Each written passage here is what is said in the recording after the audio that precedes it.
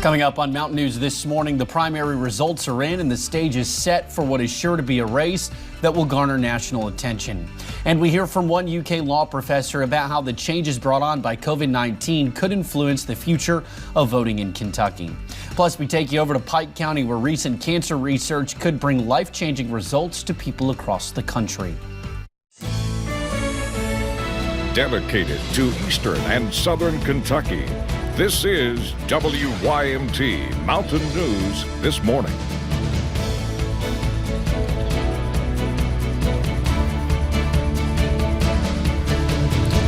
Good morning. It is just shy of 5 minutes after 6:30 on this Wednesday, July the 1st. I'm Will Puckett. Thank you for tuning in to Mountain News This Morning.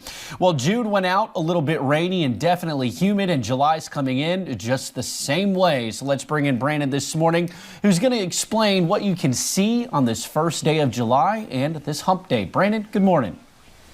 Good morning, sir, and it's basically a new month, same forecast, but hopefully that trend will ease up on us here before too long, tracking this cluster of showers and storms up to the north and a few more spread out. There's one over Pike County now down toward Dorton, so we're going to keep an eye on that one as well. We take a look a little bit closer at this one, and you'll see, again, just heavy rain east of Campton, south of West Liberty, west and north there of Salyersville, although it's getting closer to the Salyersville area and to the north and east there of Jackson. So we're going to continue to watch that, and we'll continue to watch all those cells throughout the morning. Visibility is awful, especially in the Big Sandy up toward northeastern Kentucky. Pikeville, zero visibility. Logan, 2, less than a half a mile there.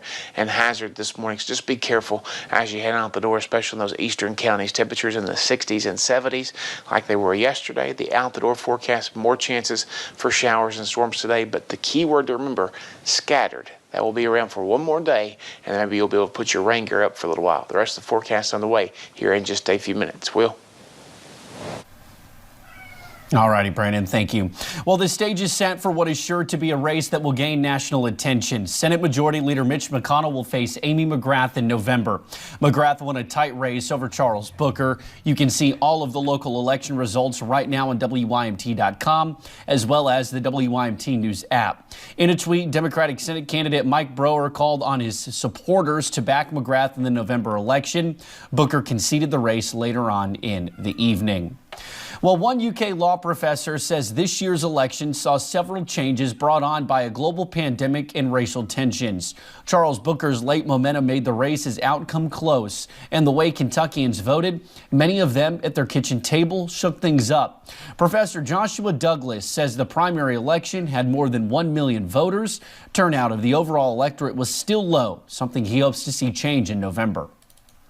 I'm very hopeful that we'll have, again, no excuse absentee balloting with an easy-to-use online portal to request your ballot. I'm hopeful there'll be early voting. These things cost money. I know there's concern about the length of the ballot in November and the printing costs of a lengthy ballot, but I think those printing costs are going to be worth it to make it easy to vote in this election. Professor Douglas is also wary of a new photo ID requirement that the legislature passed. He believes it will not improve the security of the election and could affect voter turnout. Well, Highlands ARH and UK Markey Cancer Center awarded 4 Eastern Kentucky high school graduates with Youth Health Ambassador scholarships. Just 2 years ago, Highlands Health System, now Highlands ARH Medical Center, and the Markey Cancer Center partnered up to create the Youth Health Ambassador program. This competitive 2-year program showcases the knowledge and determination of area high school students while they teach 4th and 5th graders about the importance of health education. However, if this is something your student may be interested in, they may have to wait. It's happened with UK. It's the first time ARH has been involved with the process. And, you know, we're looking now into 2021 with all the new changes with COVID-19 and not knowing how the school year is going to unfold. And, you know, we're sort of looking into the future at this point in time. We will continue the program, but our next class will be in 2021. Each recipient was given $1,000 scholarships towards the school of their choice and a plaque to commemorate their achievement. Now, in a new set of clinical trials for cancer patients is seeing positive results at Pikeville Medical Center.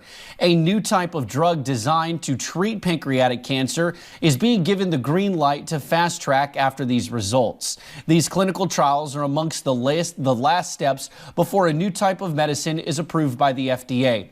The pancreatic cancer clinical trial is just one of the trials being offered. The goal is to provide options for those who have tried other traditional treatments with little progress. Target trials that we are going to impact our population. So we have trials for pancreatic cancer, trials for breast cancer, trials for lung cancer, trials for bladder cancer. We have trials for cancer prevention. With cancer, it changes. Treatment has to change also. We have, different genetic mutations and different things that happen. So if we don't do this, we're not going to get anywhere. We're still going to keep hearing the bad stories of the poor prognosis, not the success stories. The results from the pancreatic cancer clinical trial will be sent to the FDA for drug approval.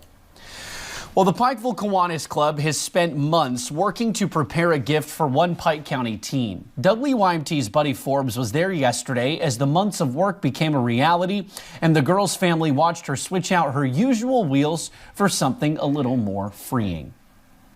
Lindsay Baker has cerebral palsy. She has a visual impairment. She has low muscle tone, which she can't walk independently. She's had several hip surgeries for her to be able to walk. Which carries with it certain limitations. She normally can't do what other kids can do as far as she can't ride a bicycle and she can't run and play like other kids can. Keeping the 13-year-old on the sidelines for most of her adolescence. A lot of times kids like this, they do get left behind. But she is quickly catching up.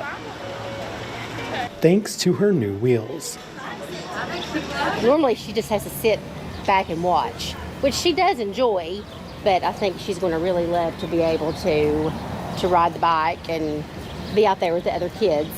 The Pikeville Kiwanis Club donated a special tricycle to Lindsay. Specially designed by her physical therapist to meet her needs, so this way the child can be as active as any other child and they won't be held back by it. Giving her a chance to hit the streets. Her family says it is a blessing to see her enjoying something they never thought she would. Well, she was happy, so at least she wasn't scared of it because she gets scared a lot. Allowing her to be a kid. Yeah, I'm glad she gets to fit in, so. All thanks to a group.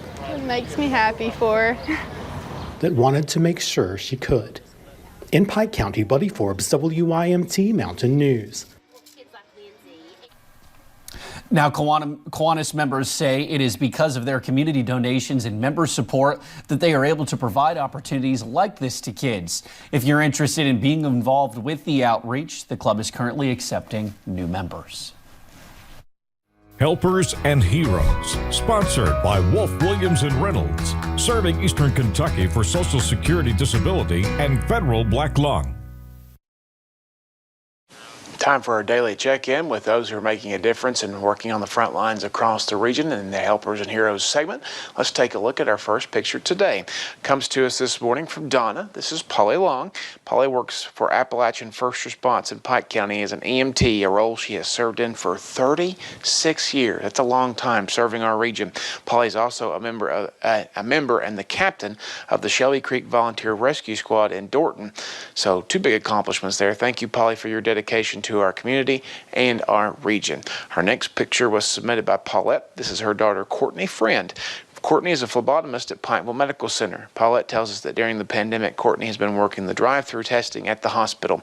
She says her work ethic, personality, and smile that you can't see when she's wearing her mask, although you can see it here in this picture, makes everyone feel at ease during that testing process.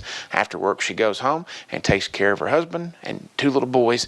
And thank you, Courtney, for helping make the days a little brighter for your patients. And finally, our last picture today was sent in by Cheryl. This is Angie Tackett from Floyd County. Angie is a respiratory therapist at Hazard ARH. We appreciate you, Angie, and your service on the front lines during this pandemic and always. And of course, we're doing this throughout the month of July, so keep those submissions coming. 2 ways to do it. head on over to WYMT.com. The search bar at the top or the drop-down menu on the left, either way, type in Helpers and Heroes, and it'll take you right to the page and it'll tell you how to submit your pictures. Also, you can send them to me on my Facebook page. Just send me a message, Brandon Robinson, WYMT. Will? All righty, Brandon, thank you, and thank you all you helpers and heroes. And those of you who are watching, thank you for joining us. Your time is now 6:44. We'll be right back with more Mountain News this morning.